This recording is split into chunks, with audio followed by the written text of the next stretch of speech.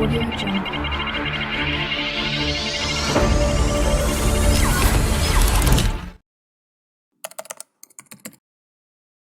Virtual assistants to chatbots, AI is transforming the education sector. The largest school district in New Jersey is bringing the technology into the classroom. China is investing heavily in AI technology, and not just in gadgets and software, but also in the education sector. The largest school district in New Jersey is bringing the technology into the classroom.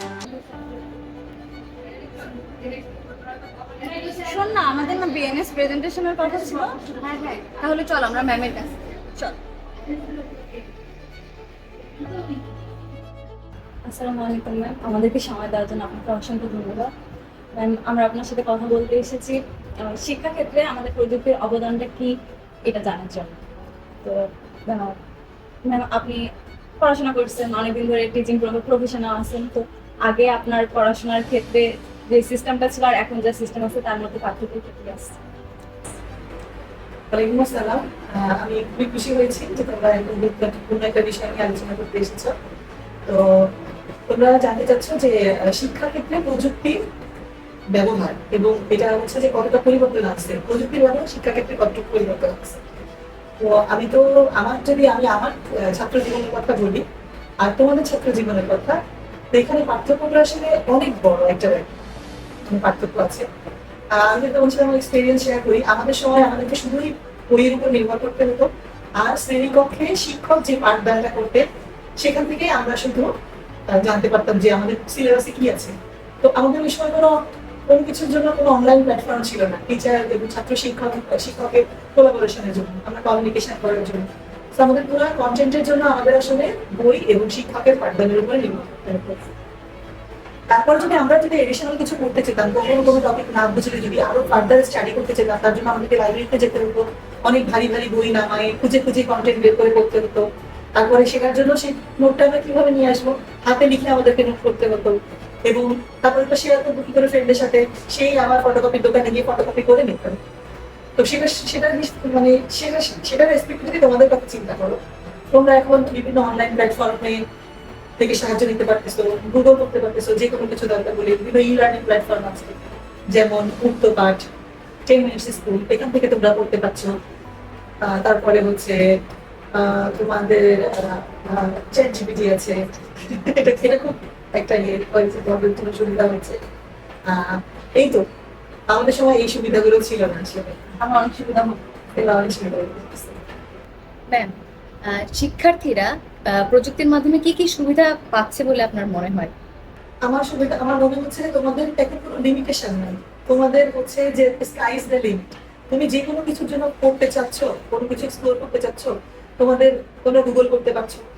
আমাদের সময় এই জিনিসটা কোনো available ছিল না, search ইঞ্জিনও তখন এত improve করে নাই। এখন তোমরা যে কোনো কিছু সার্চ করলে কত দ্রুত তোমাদের চলে আসতেছে সবকিছু রেজাল্টগুলো। আর আমাদের সার্চ দিলে কয়েক সেকেন্ড ওয়েট করা লাগতো, 3-4 সেকেন্ড পরে আমাদের সার্চের অ্যান্সারটা আসতো। আর তোমাদের এখন লেখা শেষ করা লাগে না, তোমাদের জন্য সাজেশন চলে আসে, বিভিন্ন ই লার্নিং প্ল্যাটফর্ম আছে, ভিডিও লেকচার আছে, ই বুক আছে, তোমরা অনেক সুবিধা পাচ্ছ আসলে।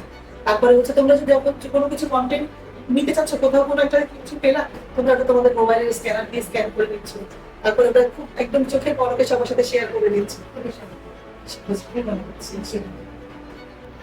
ম্যাম, আমরা তো অনেক সুবিধা ভোগ করতেছি, কিন্তু যেহেতু প্রযুক্তির অনেক চ্যালেঞ্জও আছে, অনেক নেতিবাচক দিকও আছে, তো শিক্ষার্থীরা কি কি নেতিবাচক দিক ফেস করে? বর্তমানে আমি যেটা মনে করি, আমাদের দেশে সবচেয়ে বড় প্রথম যে সমস্যা সেটা হচ্ছে ডিজিটাল ডিভিশন বা হচ্ছে ডিজিটাল বিভাজন। শহরের শিক্ষার্থীরা যে সুযোগটা পাচ্ছে ইন্টারনেটের প্রচার এবং প্রয়োগ এবং যে পরিমাণ এখানে প্রসার এবং হচ্ছে যেটা সহজলভ্যতা, এটা গ্রামের স্টুডেন্টদের জন্য। এখানে শহরের স্টুডেন্টদের এবং গ্রামের স্টুডেন্টদের মধ্যে একটা অনেক বড় একটা বিভাজন তৈরি হচ্ছে।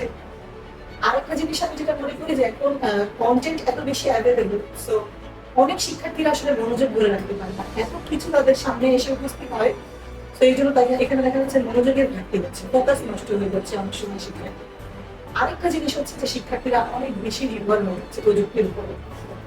তারা নিজেদের চিন্তা শক্তি, বিচার বিশ্লেষণ বা হচ্ছে কোনো একটা জিনিসের উপরে নিজেদের বুদ্ধিমত্তা প্রয়োগ করে বা হচ্ছে গবেষণার মাধ্যমে কোনো একটা কিছু ফলাফলকে অ্যাচিভ করার যে আগে একটা মানে পাওয়ার ছিল স্টুডেন্টের, সেটা এক বর্তমানে স্টুডেন্টরা প্রযুক্তির উপরে অতিরিক্ত নির্ভরশীলতার কারণে সেক্ষেত্রে কিছুটা ওই জায়গাটাই গ্যাপ হয়ে যাচ্ছে।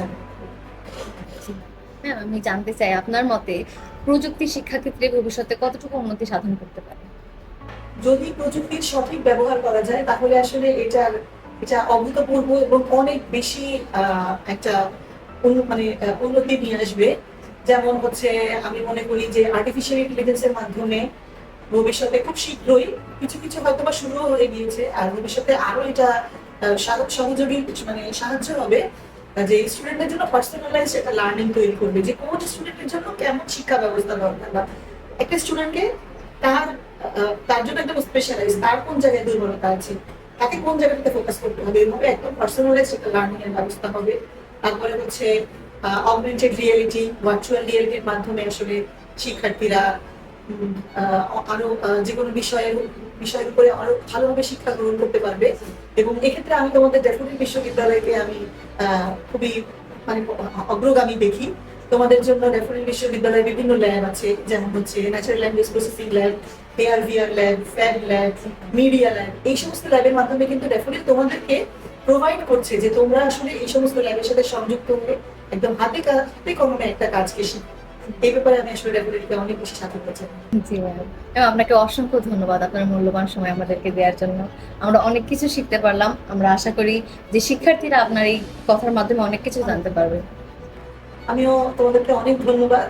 আমি অবশ্যই শিক্ষার্থীদেরকে বলবো যে তারা যেন প্রযুক্তির সঠিক ব্যবহারটা শিখে এবং সঠিক ব্যবহার শিক্ষার মাধ্যমে আসলে মানে তারা হচ্ছে নিজেদের জীবনে কাজে লাগায়, দক্ষতাটাকে বাড়ায় আসে। ইতিমধ্যে আমরা আমাদের ম্যাম থেকে শিক্ষা এবং প্রযুক্তি সম্পর্কে অনেক কিছু জানতে পেরেছি। এখন আমাদের নিজেদের মতো করে আমরা আরো বলতে পারি শিক্ষা এবং প্রযুক্তি ক্ষেত্রে অনেক সুযোগ সুবিধা রয়েছে। এখন শিক্ষা শুধু বই খাতায় সীমাবদ্ধ নয়, শিক্ষা প্রযুক্তি শিক্ষাক্ষেত্রকে পুরো বদলে দিয়েছে। শিক্ষাক্ষেত্রে ডিজিটাল ক্লাসরুম যোগ হওয়ার মাধ্যমে আমরা ভিডিও লেকচার, অ্যানিমেশন এবং লাইভ ডিসকাশনের নতুন সুযোগ সৃষ্টি হয়েছে।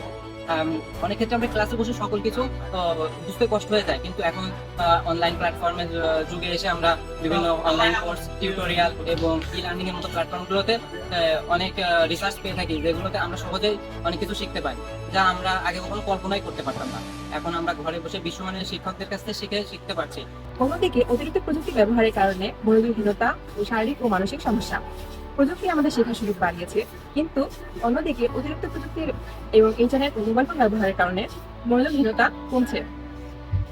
শিক্ষার্থীরা বিভ্রান্ত হয়ে পড়ছে এবং পড়াশোনার পরিবর্তে মোবাইল ফোন এবং গেমিং এর দিকে আসক্ত হয়ে পড়ছে, যার ফলে শারীরিক ও মানসিক সমস্যা সৃষ্টি হচ্ছে। প্রযুক্তির উপর অতিরিক্ত নির্ভরশীলতা শিক্ষার্থীদের সৃজনশীলতা এবং বুদ্ধিমত্তাকে হ্রাস করছে। শিক্ষার্থীরা চিন্তা না করে কৃত্রিম বুদ্ধিমত্তা, এআই বা চ্যাটজিপিটি ব্যবহার করে উত্তর নিয়ে কপি করে। শিক্ষার্থীরা মুখস্থ বিদ্যায় অভ্যস্ত হয়ে উঠছে, যার ফলে তারা চিন্তা শক্তি বা বাস্তব সমস্যার সমাধানে অনভিজ্ঞ বা সমস্যার সম্মুখীন হচ্ছে। শিক্ষকের ভূমিকা ও প্রযুক্তির সঠিক ব্যবহার। আগে শিক্ষকরা শুধুমাত্র তথ্য দিতেন, কিন্তু এখন তারা আমাদেরকে ভালোভাবে গাইড করছেন। কোন উৎস থেকে কিভাবে সঠিকভাবে শেখা যায় তার দিক নির্দেশনা দিচ্ছে। প্রযুক্তি আমাদের জন্য দারুণ সুযোগ তৈরি করে দিয়েছে, তবে প্রযুক্তির সঠিক ব্যবহারটাই সবচেয়ে গুরুত্বপূর্ণ। আমরা যদি প্রযুক্তিকে সঠিকভাবে ব্যবহার করতে পারি, তাহলে প্রযুক্তি হবে ভবিষ্যতের একমাত্র শক্তিশালী হাতিয়ার। প্রযুক্তি আমাদের জন্য দারুণ সুযোগ করে দিচ্ছে, তবে এটাকে সঠিকভাবে ব্যবহার করাই সবচেয়ে গুরুত্বপূর্ণ। তাই আমাদের উচিত প্রযুক্তিকে দক্ষতার সঙ্গে কাজে লাগিয়ে শিক্ষাকে সবার জন্য আরো কার্যকর করে তোলা।